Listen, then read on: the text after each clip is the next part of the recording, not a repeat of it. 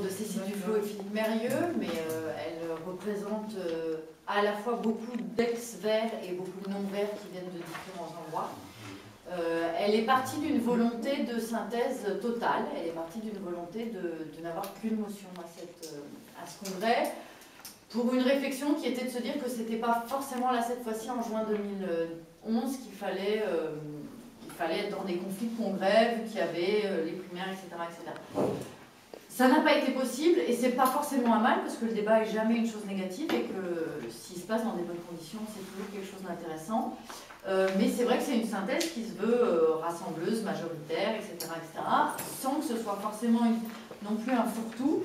Faire attention aux critiques faciles, parce qu'il y a quand même des choix politiques clairs derrière, mais c'est vrai qu'il y a cette volonté, pour cette fois-ci, pour ce congrès, de quelque chose d'assez majoritaire pour qu'on soit dans une situation apaisée. Elle s'appuie sur la volonté issue de pas mal de tendances de l'ancien monde vert, n'est-ce pas, et puis de l'arrivée des nouveaux comme Philippe, sur la volonté à la fois d'ouverture, mais à la fois de conforter le socle. C'est parce que les Verts étaient assez confiants en eux, et notamment quelqu'un qui s'appelait Cécile Duflot, pour dire on peut s'ouvrir et on peut attirer de nouvelles personnes, qu'on l'a fait, et on avait cette confiance-là.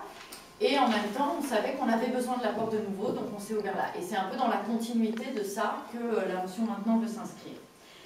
Avec tout ce qu'on a pu pas très bien vivre pendant ces dernières années, membres de cette motion y compris, on n'est pas du tout...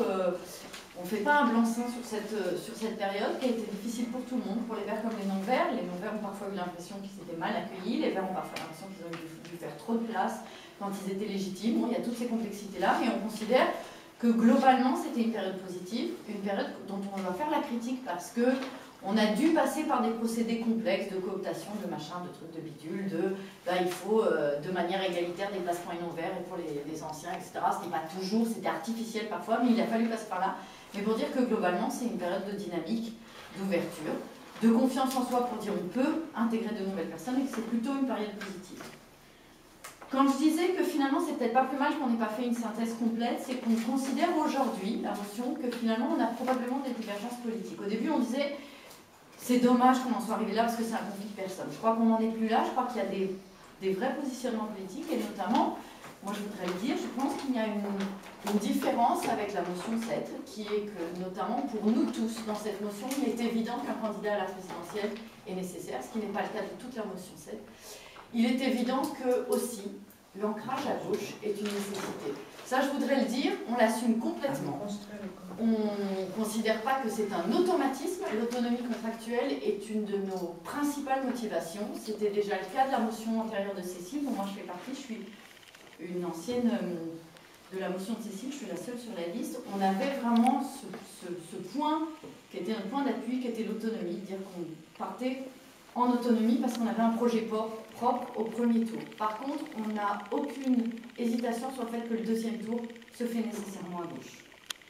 Je voudrais dire aussi que je pense que, par rapport à ce que tu viens de dire Jean-Marc, je ne suis pas en accord avec tout ce que dit Jean-Marc sur l'économie par exemple, c'est-à-dire qu'il reste un fondement aussi pour notre motion qui passe aussi par un... C'est pas simplement de se rapprocher d'un certain nombre de gens qui font de l'économie verte, c'est aussi une autre manière de voir la société, une alternative, pas juste... Voilà, et une alternative qui est notamment antiproductiviste, anticapitaliste, etc., qui dit pas qu'il faut faire la révolution, mais qui dit aussi que c'est pas simplement en termes d'économie verte que va se penser le futur.